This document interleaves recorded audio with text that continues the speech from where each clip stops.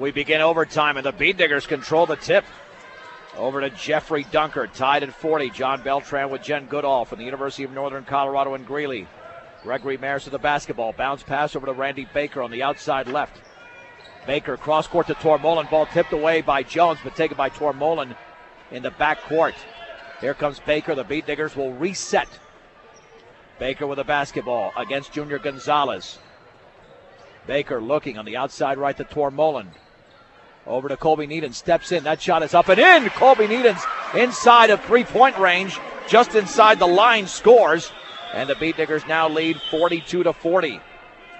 Now let's see if they can get a stop and have the ball with the lead. Gentry with the basketball on the outside right to Dunn. Dunn to Jones at the top. Jones to his left, back out to Hatton. Hatton at the top on the outside right to Gentry against Dunker, dribbling left of the lane, all the way, Gentry banks and scores. Beatniggers could not come up with the stop they needed there. And here come the Beatniggers the other way, deadlocked at 42. Bounce pass to Baker. Baker with the basketball on the outside right, spinning, back out to Mares. Mares with 2:40 to go in overtime, tied at 42. Dribbling to his left, cross-court pass to Needens. He'll fake that three. Dribbling to his right is Needens. Needens bounce pass to Tormolen. Beatniggers will be very patient. Cross-court to Baker. Baker at the free throw line spinning. Back out to Dunker. Dunker right at the free throw line. He's going to back it out on the dribble. Dunker with the basketball. Gets a pick from Mares. Cross-court on the outside left to Needens. Left corner for Baker. Baker pulls up from 15. That's good for Randy Baker. He drills that shot. Beatniggers lead 44-42. Again, looking for a stop with 2:05 to go here in overtime. With a basketball in there, Baker fouls Landon Gentry. This will be 2 free throws for that double bonus in effect. Both teams scored. Well, actually, the Beatniggers outscored Platte Valley 10-8 in that fourth quarter. And the free throws around and good for Gentry. It's amazing how the Beatniggers cannot come up with a stop when they have a 2-point lead. 44-43. Cameron Maxey in for Junior Gonzalez.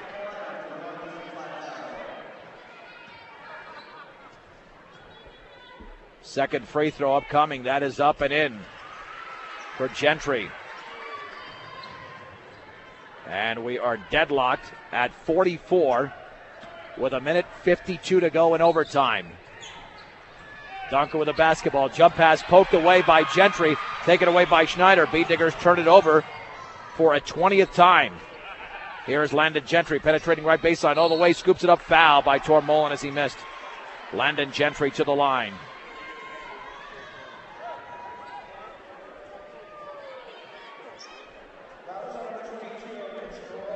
Landon Gentry to shoot 2. He scored all the points in overtime. The free throw is in for Platte Valley, that is. Platte Valley leads 45-44.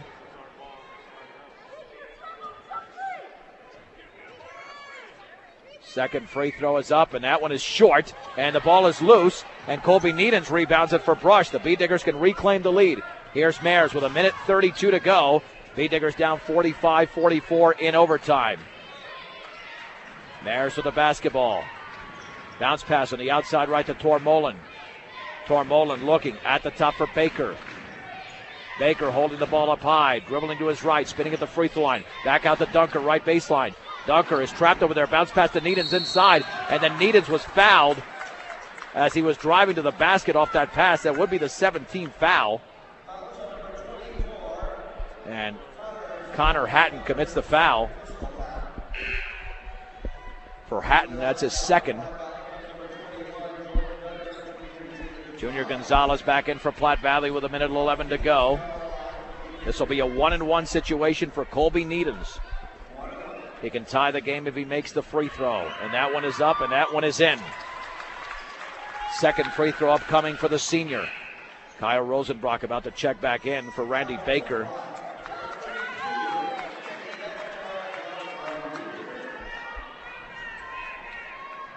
Needens' second free throw is up, and that one is in.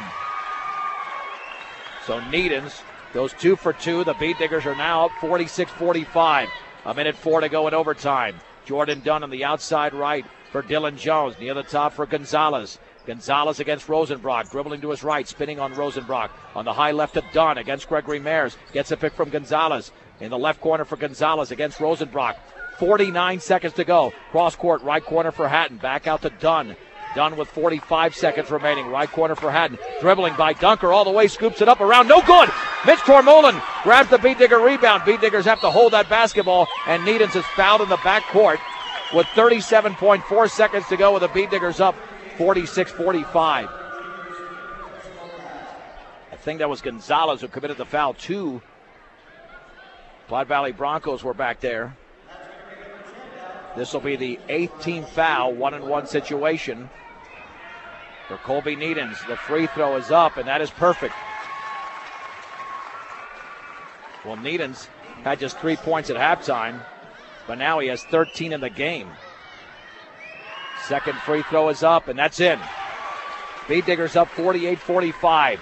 37.4 seconds to go. Here comes Dunn for Platte Valley into the front court against Gregory Mayers. On the outside right to Dunn. Dunn over to Gonzalez. Gonzalez looking to his right. Bounce pass to Gentry. Gentry against Needens in the right corner for Hatton. Back out to Gentry. 21 seconds remaining in the game. Hands it off to Dunn on the high right. Backs up. Can't take the three. Hatton in the right corner with 15 seconds to go. Over to Dunn. Timeout Platte Valley with 14.2 seconds to go. And Brush leading 48-45.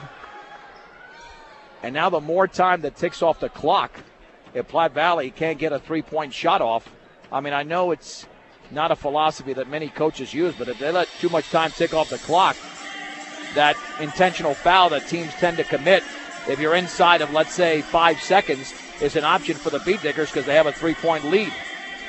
It is, and you know, I don't know if it's a hard check 22 on that one. I mean, it's going to be one of those things that it can bite you or it can save you.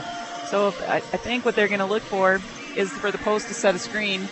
You know, start with your three-point shooter maybe without the ball, set a screen for him, or you're going to send him off several screens at the same time and look for his shot.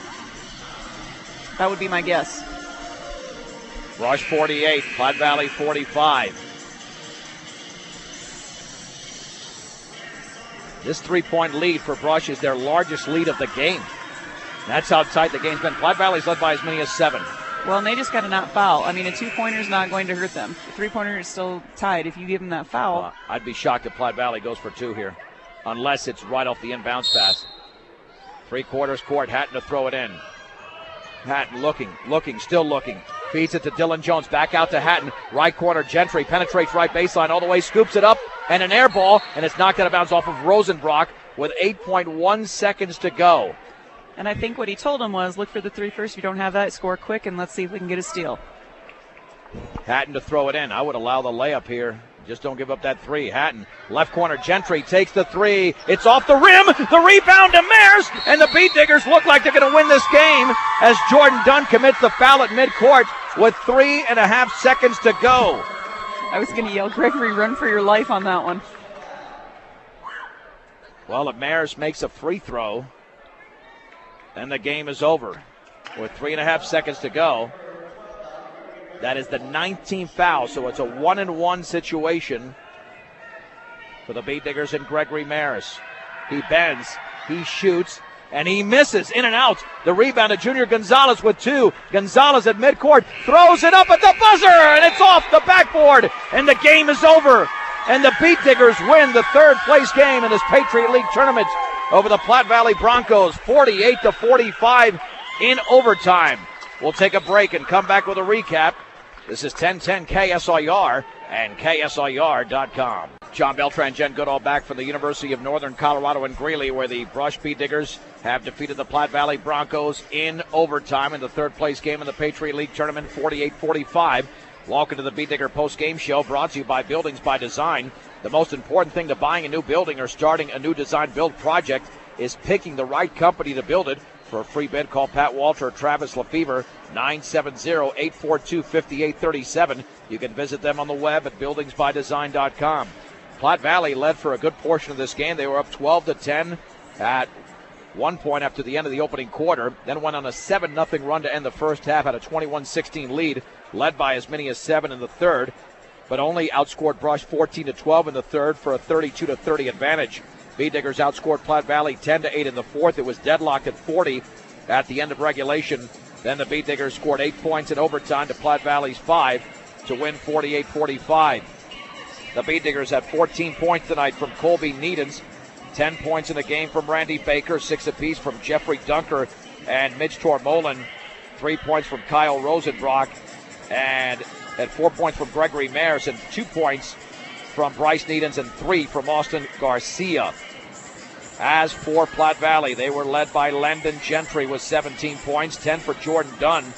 Dylan Jones had 12 in the game and 6 for Junior Gonzalez, as Platte Valley had no points tonight off the bench. The B-Diggers actually out-rebounded the Broncos 25-19. 5 rebounds apiece for Colby Needens, Jeffrey Dunker, and Mitch Tormolen. Dylan Jones had 8 of Platte Valley's 19 rebounds. The B-Diggers committed 20 turnovers to Platte Valley's 18. And at the free throw line, Platte Valley was 10 out of 15, 67%. B-Diggers 7 out of 9, 77%. And just a well-played game and a typical Brush Platte Valley game. It was typical. And, towards the end there, what we talked about before was those 50-50 balls. And that came through, and it showed really bright at the end there when they started getting those offensive rebounds for the second and third chances. That wears defenses down. It also gets mentally into their head a little bit, and I think that's where the Beat Diggers won that game. And the Beat Diggers had a sluggish start in the opening 4 minutes, but they responded well afterwards. They got some clutch buckets, some real clutch buckets. Jeffrey Dunker down low. Mitch Tormolen hit a shot on the left wing, and so did Randy Baker. I mean, it wasn't one guy tonight. As we mentioned, Platte Valley only had 4 in the scoring column, and the Beat Diggers tonight had 8 in the scoring column, and that spoke to Brush's depth, and I think maybe their depth had something to do with it as well. Well, and Colby didn't see Needens. He didn't see shots as much as he usually does either, but towards the end of the game when the others were shooting and making it, that allows him to get open as well for those threes. The Beat Diggers win their 13th game of the season, and because they finished third place in this tournament, they more than likely would play a first-round game on the road against, it wouldn't be the host school, let's put it that way. They would not play a top 8 seed.